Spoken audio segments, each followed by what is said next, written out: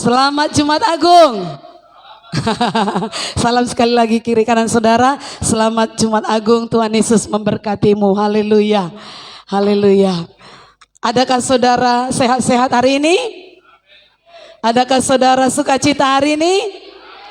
Puji Tuhan, puji Tuhan. Saudaraku, di tahun 2025 ya, tidak terasa. 5 tahun lagi, tahun berapa? Tambah 5 aja ya kan, tahun 2030. Dan tidak terasa hari-hari ini saudaraku, biarlah kita selalu sebagaimana firman Tuhan minggu lalu disampaikan oleh hamba Tuhan tamu kita tetap berjaga-jaga. Hari ini gereja di seluruh dunia memperingati Jumat Agung, yakni hari kematian Yesus Kristus. Dan hari Minggu nanti kita akan merayakan Paskah, yakni hari kebangkitan Tuhan Yesus. Bapak Ibu, Jumat Agung dan Paskah adalah 2 hari yang sangat penting bagi kekristenan.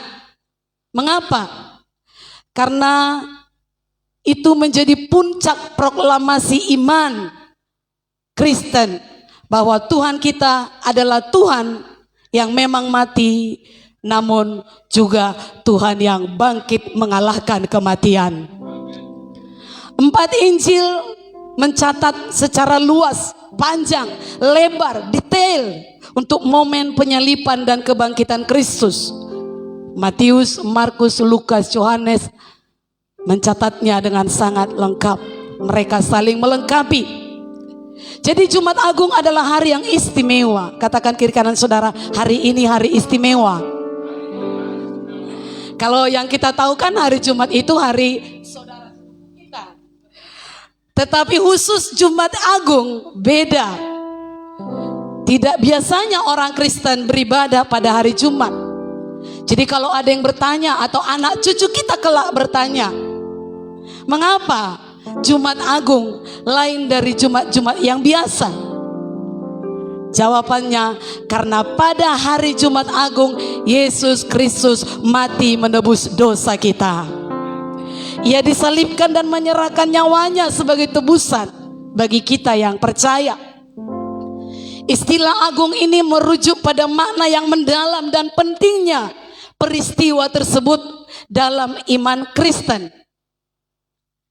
Saudaraku, hari itu jatuh pada Jumat sebelum Paskah Yahudi. Ibadah Jumat Agung kita lakukan saat ini untuk merenungkan makna pengorbanan Yesus, makna penderitaan Yesus dan kematian Yesus di atas kayu salib. Jadi ini bukan hanya sekedar perayaan, tapi kita merenungkan makna itu. Meskipun hari itu diliputi suasana duka, kalau di gereja lama kita dulu semua pakai baju hitam, jadi berduka. Kenapa setelah kita lahir baru jadi putih? Karena memang Yesus sudah bangkit, amin. Ini hanya perayaan saja. Yesus hidup saat ini, dia tidak ada lagi dikubur. Yang akan kita rayakan hari Minggu nanti. Walaupun suasana duka dan mencekam, namun mengingatkan kita orang percaya tentang kasih Allah dan penebusan melalui kematian Yesus Kristus. Yesus mati supaya kita hidup. Katakan, Yesus mati supaya saya hidup. Jadi dari tadi lagu-lagu kita adalah tentang hal itu. Pujian muda-mudi tadi berkata, apa nilai hidup kita kalau Yesus tidak mati? Gak bernilai kita, nerakalah. Demikian juga tadi trio berkata, jangan jual Yesus. Karena sekarang ini, apalagi orang-orang public figure, banyak yang mengecewakan, banyak yang menjual Yesus karena hartalah, karena cinta, dan karena tahta. 3G, gold, glory, apa satu lagi? Girl, gadis, cinta ya. Nah, saudaraku, dan kemudian tadi adik-adik dancer kita menyanyikan, membuat tarian dengan sangat indah. Walaupun mereka capek sekali latihannya, saya lihat. Karena mereka banyak yang baru, badan masih kaku. Tapi begitupun mereka mau melayani. Sejuta rasa di dada kalau sudah dipeluk oleh Tuhan kita. Lebih daripada pelukan orang dunia ini. Jadi mudah-mudi yang sudah menyanyikannya tadi, yang sudah menarikannya tadi, jangan jual Yesus. Baik oleh perempuan cantik atau oleh laki-laki ganteng, dan juga harta dan kedudukan lainnya. Tidak kebetulan itu saudara buat acara. Tuhan mau saudara tetap setia sampai Yesus datang. Haleluya.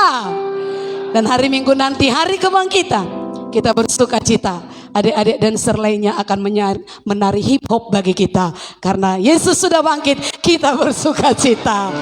Saudaraku, kalau Jumat Agung tahun lalu kita sudah melihat keajaiban Jumat Agung itu ada 3 hal.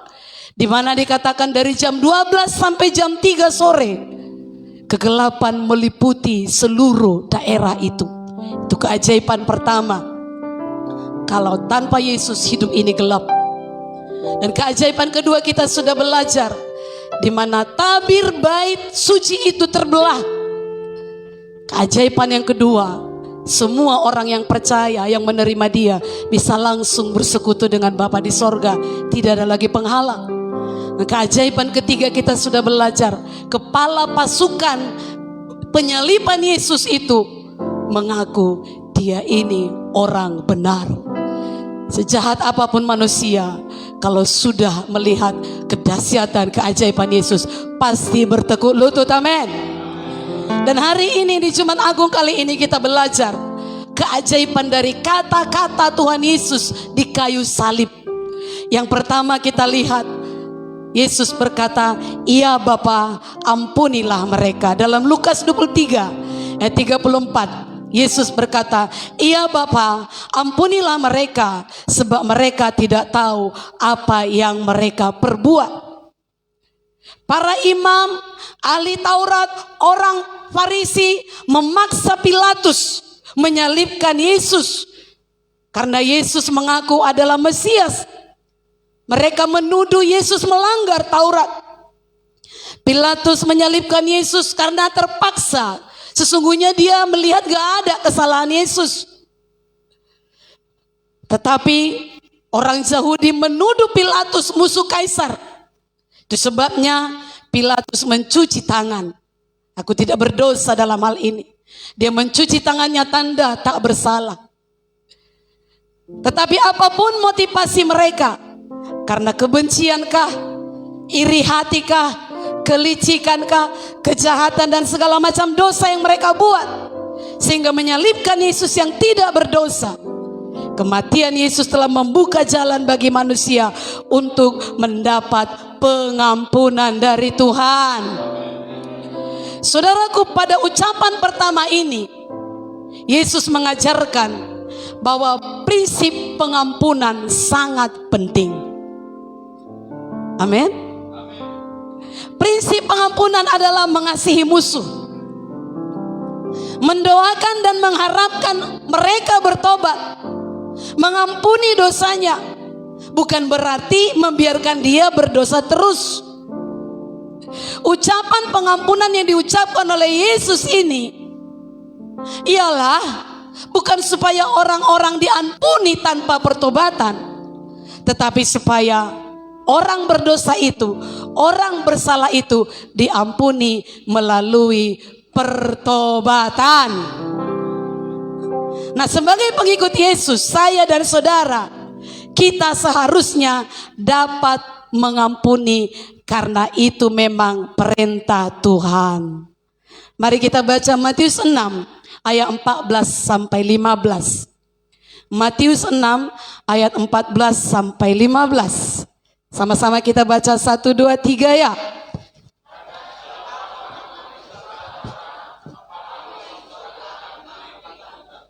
Tetapi jikalau kamu tidak mengampuni orang, Bapamu juga tidak akan mengampuni. Jelas sekali matematikanya. Saudaraku, pada perayaan Jumat Agung ini, Tidak ada lagi kita yang tidak bisa mengampuni. Katakan amin. Terlalu sadis perbuatannya, diapai? Ampuni. Itulah ucapan pertama Tuhan Yesus. Sadis penyalipan itu, mengerikan. Gak ada lagi kata di atas sadis. Tapi Yesus berkata, ampunilah mereka. Katakan, aku mengampuni semua orang yang bersalah kepada saya. Amin. Ucapan kedua Tuhan Yesus dikatakan, hari ini engkau bersama aku di dalam Firdaus. Kepada siapa dikatakan ini? Ya, di Lukas 23:43 berkata, kata Yesus kepadanya, aku berkata kepadamu, sesungguhnya hari ini juga engkau akan ada bersama-sama dengan aku di dalam Firdaus.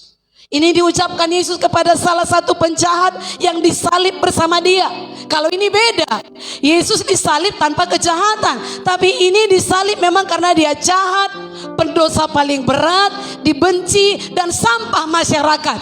Karena orang-orang seperti itulah yang disalib pada masa itu. Tetapi ketika ia percaya bahwa Yesus adalah Mesias, penyelamat, dalam detik-detik menjelang ajalnya, seorang pendosa yang paling jahat, yang sudah ada di mulut neraka, oleh kematian Yesus ia dipindahkan ke Taman Firdaus. Dalam perkataannya yang kedua ini, Yesus menjamin orang berdosa yang bertobat dan percaya kepadanya akan bersama-sama dengan dia di Firdaus. Seruan jaminan kepastian yang diucapkan Yesus ini adalah bentuk kasih yang sangat luar biasa. Firdaus dalam Kristen ini merujuk kepada sorga, tempat-tempat orang senang, ya, tempat tinggal jiwa-jiwa yang berbahagia. Dalam Perjanjian Lama diartikan sebagai taman kesenangan. Dalam Perjanjian Baru diartikan sebagai sorga. Dihubungkan dengan pengharapan nanti waktu Yesus datang kedua kali. Keadaan zaman itu sama dengan keadaan Taman Eden, semua lengkap. Itulah Firdaus. Hal ini memberi pengertian kepada kita bahwa kalau ada saudara, keluarga, teman, atau siapapun yang kita tahu begitu jahat, doakan dan beritakan Injil kepadanya sehingga dia datang pada Yesus, lalu diubahkan oleh Tuhan Yesus. Yang tadinya berontak kepada Injil, tapi kalau kita doakan dan kita beritakan Injil, segera dia berkata, aku percaya Tuhan Yesus. Saat itu juga dia dipindahkan dari mulut neraka ke Firdaus. Amin. Haleluya. Dan ucapan ketiga Tuhan Yesus pada saat disalib dikatakan, ibu, inilah anakmu. Dia berkata kepada siapa? Dalam Yohanes 19 saya bacakan ayat 26 sampai 27. Ketika Yesus melihat ibunya dan murid yang dikasihinya di sampingnya, itu Yohanes, ya. Berkatalah ia kepada ibunya, ibu, inilah anakmu. Kemudian katanya kepada murid-muridnya, inilah ibumu. Dan sejak saat itu murid itu menerima dia di rumahnya. Kenapa? Kenapa ibunya secara jasmani harus ke rumah murid-murid Yesus? Karena kalau kita baca di Yohanes 7 ayat 5, anak-anak hasil pernikahan Maria dan Yusuf pada saat itu belum percaya kalau Yesus itu juru selamat. Sehingga bisa-bisa mereka menyiksa Maria. Itu sebabnya Yesus menyerahkan Maria kepada murid-muridnya. Dan dalam ayat 27b dikatakan tadi, dan saat itu murid itu menerima dia, yaitu Maria, di dalam rumahnya. Keajaibannya, kematian Yesus mempersatukan orang-orang percaya menjadi satu keluarga yang saling mengasihi, saling menolong, saling membela, saling memelihara, lebih dari keluarga badani. Amin. Jadi jangan heran kalau saya dan saudara bisa lebih dekat daripada saudara kita sedarah tapi belum lahir baru. Paham akal ini? Haleluya. Jadi gak usah saudara merasa kok aku dimusuhi keluargaku ya, karena memang beda. Saudaraku, Yesus adalah Tuhan yang peduli akan penderitaan umat yang dikasihinya.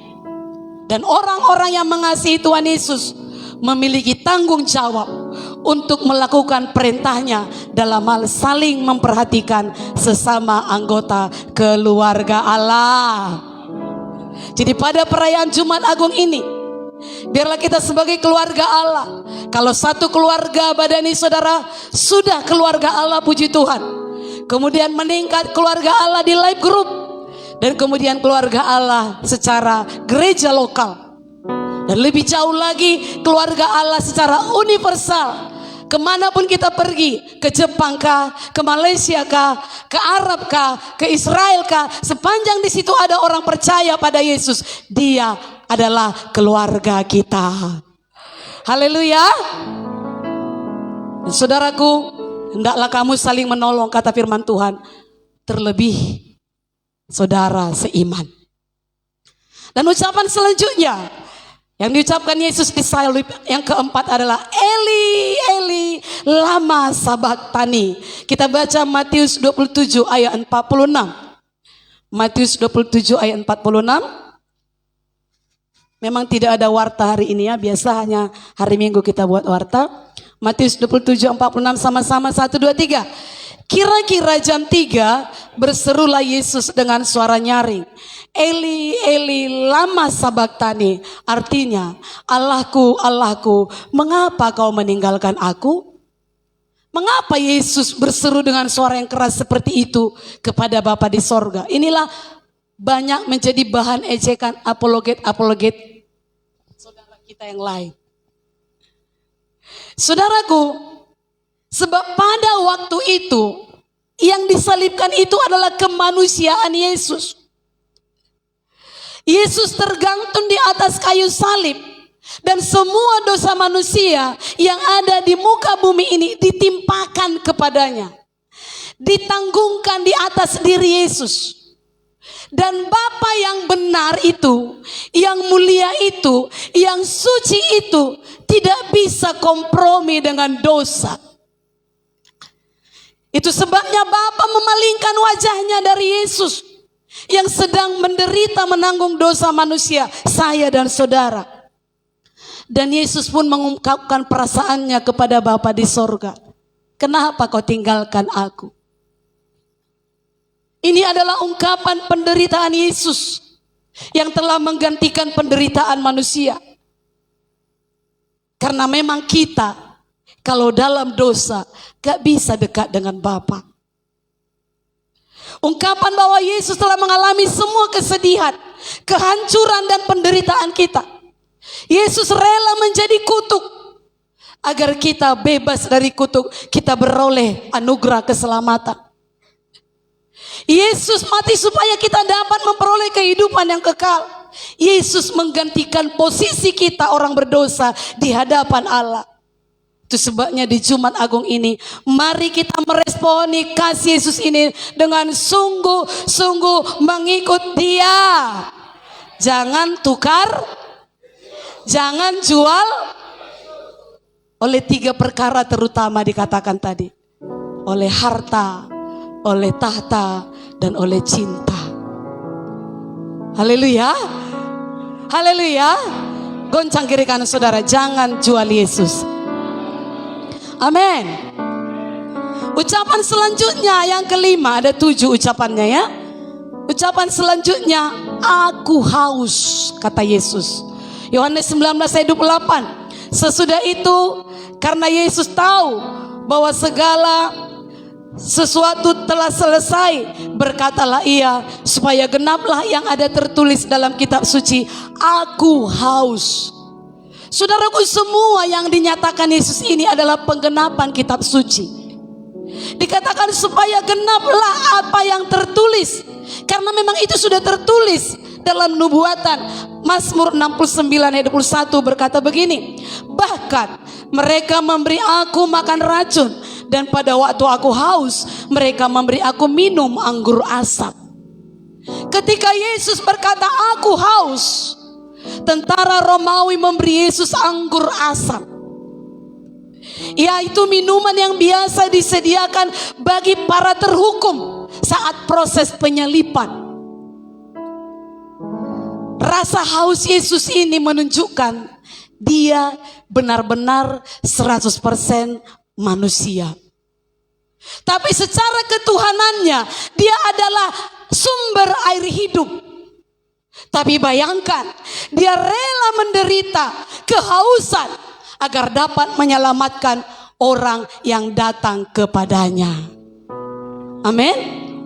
Tetapi ucapan Yesus yang kelima ini adalah ungkapan kerinduan ilahi yang ada di hati Allah sejak dulu sampai kini.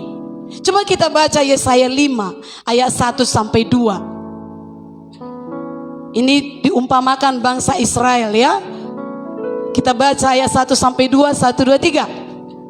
Aku hendak menyanyikan nyanyian tentang kekasihku, nyanyian kekasihku tentang kebun anggurnya. Sama-sama semua. Kekasihku itu mempunyai kebun anggur di lereng bukit yang subur. Ia mencangkulnya dan membuang batu-batunya, dan menanaminya dengan pokok anggur pilihan. Ia mendirikan sebuah menara jaga di tengah-tengahnya, dan menggali lubang tempat memeras anggur. Lalu dinantinya supaya kebun itu menghasilkan buah anggur yang baik. Tetapi yang dihasilkannya ialah, saudaraku, ucapan Yesus ini Allah umpamakan bangsa Israel adalah benih anggur terbaik yang dipilih oleh Allah sendiri. Tujuannya menghasilkan buah anggur yang manis. Tetapi yang dihasilkan Israel bukan buah anggur yang manis, tapi buah anggur yang asam. Justru mereka menyalibkan juru selamat. Nah, setelah kematian Yesus, berbanding terbalik, kita yang percaya disebut dalam 1 Petrus 2 ayat 9. Sama-sama kita baca lagi 1 Petrus 2 ayat 9. Kalau dulu Yesus kecewa pada Israel yang menghasilkan anggur asam, sekarang ini dikatakan kepada kita 1, 2, 3. Tetapi kamulah bangsa yang terpilih, imamat yang rajani, bangsa yang kudus, umat kepunyaan Allah sendiri, supaya kamu memberitakan perbuatan-perbuatan yang besar dari Dia kepada terangnya yang oleh kematian Yesus lahirlah bangsa pilihan Allah. Siapa itu? Siapa bangsa pilihan Allah? Saya dan saudara. Haleluya. Yaitu orang-orang percaya untuk menggantikan bangsa Israel yang dipilih untuk menghasilkan buah anggur yang manis, tetapi justru menghasilkan buah anggur yang asam. Saudaraku, inilah kehausan Yesus, supaya kita memberitakan perbuatan-perbuatan Yesus kepada orang-orang yang belum dalam terang, yang masih dalam kegelapan, supaya mereka datang kepada terang Tuhan. Amin. Jadi dengan merayakan kematian Yesus Jumat Agung ini, kita diingatkan bahwa kita harus menjadi anak-anaknya yang menyenangkan, yang memuaskan rasa haus Yesus, yaitu semua orang berbalik dan bertobat. Haleluya. Bagaimana caranya? Yaitu dengan cara hidup kita berkenan kepada Tuhan. Tidak sekedar perayaan Jumat Agung, lalu hari Minggu nanti Paskah, nanti 2 Desember Natal. Tidak sekedar demikian. Tidak sekedar Kristen bergereja, anggota gereja. Tidak. Kalau kita perhatikan dalam 2 Petrus 1 ayat 5 sampai 8, pertumbuhan kita bukan hanya sampai di iman, tetapi iman itu bertumbuh ditandai dengan perbuatan kebajikan. Semua anak-anak Tuhan harus bisa berbuat baik. Katakan, saya harus bisa berbuat baik. Saudaraku, selain kita punya iman, iman yang bisa memindahkan gunung, iman yang bisa menyembuhkan penyakit, tapi kita juga harus bisa berbuat baik. Itu kebajikan. Kita harus terus bertumbuh dalam pengetahuan firman. Itu sebabnya kita membaca Alkitab kita. Kita hidup dalam penguasaan diri, tidak kebablasan. Kita harus bertekun, kita harus saleh. Itu kata 2 Petrus 1:5-8. Bertumbuh dari kasih Pilea kepada kasih agape tanpa syarat. Itulah anggur yang manis yang menyenangkan hati Yesus. Katakan kiri kanan saudara, hasilkan anggur yang manis yang menyenangkan hati Yesus. Amin. Haleluya. Anggur yang manis itu saya dan saudara bertumbuh, dan melalui kita orang-orang datang pada Yesus. Itulah memuaskan rasa haus Yesus. 2 terakhir ucapan Yesus, yaitu dikatakan sudah selesai. Bahasa Inggrisnya it is finished. Yohanes 19 ayat 30. Sama-sama kita baca ayat ini. Masih tahan sedikit lagi? Walau panas tahanlah, amin. Yohanes 19 ayat 30. Yesus saudaraku bukan hanya berkeringat, tapi malah berkeringat darah.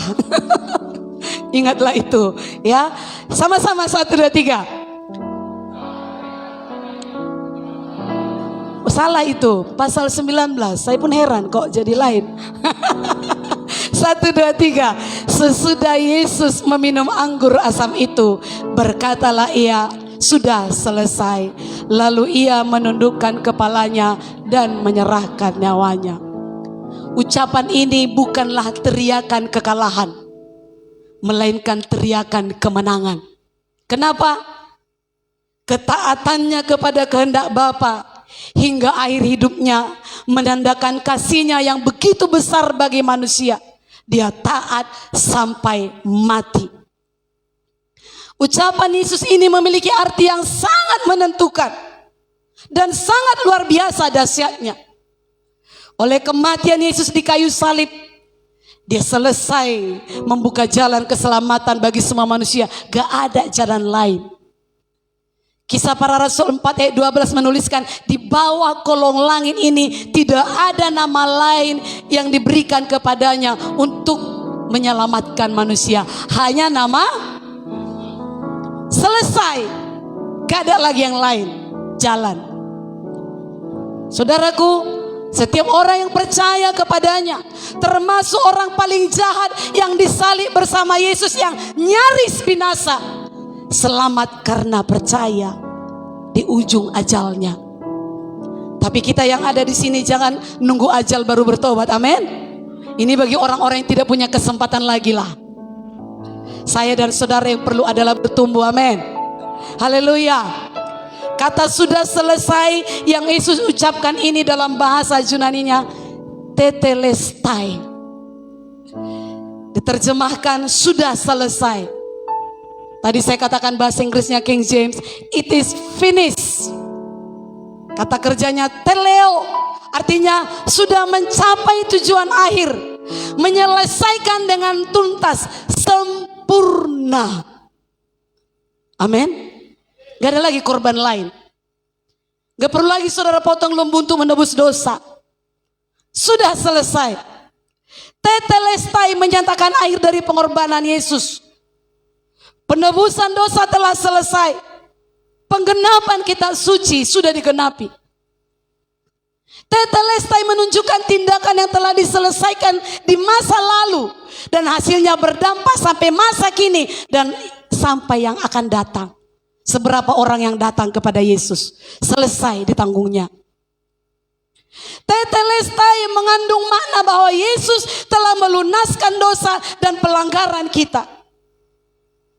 Dan tetelestai menyatakan babak baru kepada manusia. Hidup baru di dalam Yesus. Umur berapa kita bertobat, itu babak baru bagi kita. Oleh karena karya Yesus, semua dosa masa lalu gak lagi. Masa kini kalau masih berdosa, dengan rendah hati mau mengaku dan bertobat, diselesaikannya.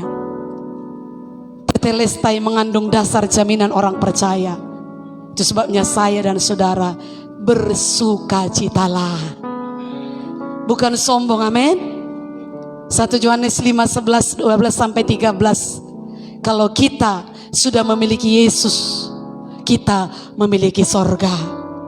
Bukan nanti ditentukan, bukan mudah-mudahan, tapi sekarang ini. Bukan kesombongan, tapi ada tertulis. Kita baca Yesaya 53 ayat 4 sampai 5. Yesaya 53 ayat 4 sampai 5. 1, 2, 3. Tetapi sesungguhnya penyakit kitalah yang ditanggungnya, dan kesengsaraan kita yang dipikulnya. Padahal kita mengira dia kena tulah, dipukul dan ditindas Allah. Tetapi dia tertikam oleh karena pemberontakan kita, dia diremukan oleh karena kejahatan kita. Ganjaran yang mendatangkan keselamatan bagi kita ditimpakan kepadanya, dan oleh bilur-bilurnya kita menjadi, katakan, saya menjadi sembuh. Ayo Bang Apri, katakan, saya menjadi sembuh. Haleluya. Saudaraku, apapun penyakit saudara, apapun kesengsaraan saudara, sudah dituliskan, sudah dinubuatkan, semua sudah ditanggungnya di kayu salib. Bagian kita adalah percaya dan menerimanya. Kalau nggak percaya, nggak jadi apa-apa. Malah berkata, nggak adanya itu. Memang kesembuhan itu ada, di situ terjadi mujizat, tapi ada proses. Jangan tidak percaya. Amin. Pada perayaan Jumat Agung ini, kuatkan kepercayaan saudara. Jangan lagi menanggungnya sendiri. Tetelestai sudah selesai. Amin. Kalau sekarang ini saudara ada penyakit dalam tubuh saudara, saudara tinggal berkata, aku terima kesembuhanku. Sudah selesai ditanggung Yesus. Ini sedang proses menumbuhkan imanku. Amin.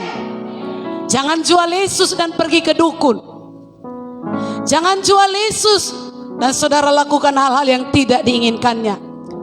Saudaraku, dikatakan tadi dia tanggung, tetapi sebaliknya, kalau ada orang yang menolak dan tidak mau berjalan di jalan keselamatan yang Yesus telah buka ini, tadi perkataan sudah selesai bagi yang menerima, tapi bagi yang menolak akan mendengar suara yang hampir sama juga. Sudah terlaksana. Wahyu 16 ayat 17. Beberapa ayat lagi ya sebelum berakhir. Wahyu 16 ayat 17. Sama-sama kita baca 1, 2, 3. Dan malaikat yang ketujuh menumpahkan cawannya ke angkasa. Dan dari dalam bait suci kedengaranlah suara yang nyaring dari tahta itu. Katanya, sudah terlaksana. Artinya, pada saat Yesus datang kedua kali, orang-orang yang menolak korban Yesus di atas salib akan dibinasakan Yesus sampai tuntas dilaksanakannya. Saudara bisa lihat kalau saudara kita baca kitab Wahyu. Cawan pertama murka ini, cawan kedua murka ini. Dan saudara lihat sampai cawan ketujuh sudah terlaksana. Semua hukuman itu bisa terlaksana bagi orang yang menolak dan tidak mau berjalan di jalan keselamatan yang Yesus telah buka. Ucapan terakhir, ke dalam tanganmu kuserahkan nyawaku. Lukas 23:46. Sama-sama lagi kita baca. Lukas 23:46. 1, 2, 3. Lalu Yesus berseru dengan suara nyaring, "Iya Bapa, ke dalam tanganmu kuserahkan nyawaku." Dan sesudah berkata demikian, ia menyerahkan nyawanya. Ucapan terakhir ini adalah doa. Itu adalah sebuah doa. Di dalam doanya Yesus mengajarkan kita, orang percaya saya dan saudara, bentuk kasih yang penuh itu terkandung di dalam penyerahan diri total kepada Tuhan. Itulah bentuk kasih yang penuh, penyerahan diri total. Apa saudaraku? Pada saat Yesus menyerahkan nyawanya kepada Bapa, pada saat itu resmi, sah, genap, telah dibuka satu-satunya jalan bagi manusia untuk masuk ke dalam sorga, yaitu jalan keselamatan. Sekali lagi saya ulangi, hanya di dalam Tuhan Yesus Kristus. Sebab itu setelah Yesus mengucapkan perkataannya terakhir di atas kayu salib, maka dalam Matius 27 ayat 51 dikatakan, dan lihatlah tabir bayi suci terbelah dua dari atas sampai ke bawah. Bait suci itu terdapat dua bagian. Pertama disebut kudus, dipisahkan oleh sebuah tirai dari tempat itu ke pelataran bait Allah.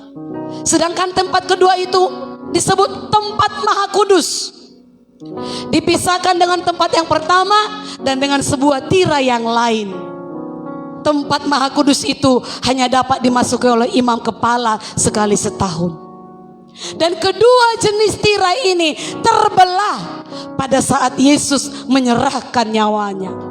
Ini menandakan bahwa tata cara seremonial hukum Taurat yang lama telah digantikan dengan kematian Tuhan Yesus. Bahwa jalan menuju Bapa gak perlu lagi melalui imam itu. Menyerahkan korban gak perlu lagi melalui imam-imam pada masa itu. Tetapi terbuka sorga kepada semua orang yang percaya melalui Yesus Kristus. Sama seperti lagu kita, kami bangga memiliki Allah seperti Engkau. Haleluya. Kita baca Ibrani 10, 3 ayat terakhir sebelum saya akhiri. Ibrani 10 ayat 19 sampai 22. Ibrani 10 ayat 19 sampai 22. Kuat-kuat 1, 2, 3. Jadi saudara-saudara, oleh darah Yesus kita sekarang penuh keberanian dapat masuk ke dalam tempat kudus, karena Ia telah membuka jalan yang baru dan yang hidup bagi kita melalui tabir, yaitu dirinya sendiri. Dan kita mempunyai seorang imam besar sebagai kepala rumah Allah. Karena itu marilah kita menghadap Allah dengan hati yang tulus ikhlas dan keyakinan iman yang teguh. Oleh karena hati kita telah dibersihkan dari hati nurani yang jahat dan tubuh kita telah dibasuh dengan air yang murni. Itu sebabnya WL kita mengajak, ayo menyanyi, ayo sembah Tuhan masing-masing. Gak usah pedulikan apa kata kiri kanan, masing-masing kepada Tuhan, amin. Karena sudah dibuka jalan itu. Jangan tunggu doa pendeta lagi. Jangan tunggu doa WL lagi kepadamu, langsung kepada Tuhan. WL hanya mengajak, amin. Haleluya. Bagian kita langsung. Allah menegaskan bahwa dengan kematian Yesus, Allah mengumumkan bahwa Dia tidak lagi terkurung hanya dalam bait Allah. Dia tidak hanya bisa ditemui di gedung kebaktian saja. Dia tidak hanya bisa ditemui oleh imam saja. Tetapi di mana saja kita berseru, Dia bisa kita temui. Dia juga mau dihormati oleh bangsa-bangsa lain, gak lagi hanya di Israel. Saudaraku, karena satu pengorbanan Kristus yang sempurna, semua orang percaya, semua orang yang percaya memiliki akses langsung ke tahta kemurahan Allah. Dikatakan Ibrani 4 ayat 16. Sambil penyanyi pemusik boleh maju. Ibrani 4 ayat 16 saya baca. Sebab itu marilah kita dengan penuh keberanian, saudara sama-sama, supaya semua kita berani datang. 1, 2, 3. Menghampiri tahta kasih karunia, supaya kita menerima rahmat dan menemukan kasih karunia untuk mendapat pertolongan kita. Karena keyakinan inilah Lukas tidak segan-segan bercerita tentang pekabaran Injil dimulai dari Yerusalem sampai ke ujung bumi. Amin. Amin. Kalau dulu hanya di Yerusalem orang bisa menyembah Dia. Tapi setelah ini, setelah Yesus mati, Lukas menuliskan. Dikatakan dalam Kisah Para Rasul 1 ayat 1. Kisah itu ditulis oleh Lukas. Dia berkata, "Hai Theophilus." Theophilus itu bukan orang Yahudi. "Hai Theophilus, dalam bukuku yang pertama aku menulis tentang segala sesuatu yang dikerjakan dan diajarkan Yesus." Itulah kitab Lukas. Dan pada Kisah Para Rasul dituliskan lagi, "Hai Theophilus." Kemudian dilanjutkan dengan kisah rasul-rasul lainnya. Dengan maksud bahwa kepada bangsa-bangsa lain kematian Yesus harus diberitakan. Haleluya. Haleluya. Puji Tuhan. Bahkan Lukas menulis kisah tentang orang Samaria yang murah hati. Saudaraku, ini mengajarkan kita kisah yang memberikan kepada kita kesan sangat mendalam bahwa pelayanan dan penyembahan kepada Allah tidak melulu terjadi di bait Allah atau di gedung kebaktian. Menolong sesama yang sedang dalam kesulitan, mengasihi dan memberi perlindungan kepada orang asing, atau mengasihi orang yang memusuhi kita adalah perbuatan beribadah kepada Tuhan. Haleluya.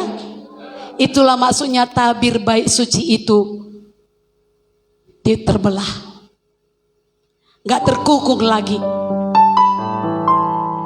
Puji Tuhan, kematian Yesus membuka tabir pemisah antara manusia dengan Allah, sehingga kita dapat berjumpa dengan Allah itu. Tidak ada lagi tembok pemisah. Di Jumat Agung ini, kalau saudara merasa berdosa, jangan lalu terpuruk, gak berani aku datang. Nanti alasan-alasan banyak orang kan, kalau aku datang nanti ke gereja itu runtuh nanti pintunya. Itu hanya alasan, gak mau, itu aja. Penjahat bagaimanapun, kalau datang bertobat, berlutut mengaku Yesus mati bagi dia, mengampuni dosanya, orang itu diselamatkan oleh Tuhan. Amin. Kita yang merayakan Jumat Agung ini perlu tahu keajaiban ini. 7 perkataan keajaiban Yesus ini. Biarlah kita mulai belajar menyembah Tuhan. Bukan hanya dalam gedung ibadah, tetapi di mana saja kita berada, dan perbuatan-perbuatan baik kita itu akan dihitung sebagai ibadah. Saudaraku, ini 7 perkataan Yesus ini mencakup seluruh pengajaran mengenai kasih Allah bagi manusia. Marilah kita mengasihi Tuhan dan mengasihi sesama seperti Kristus telah melakukannya untuk saya dan saudara. Amin. Mari kita bangkit berdiri sebelum kita menyembah Tuhan. Mari suami istri boleh rangkul dia, "Aku mengasihimu." Atau sesama teman, sesama saudara, sesama ibu-ibu boleh saling merangkul, "Aku mengasihimu saudaraku." Ayo kita bangkit berdiri sambil bersalam.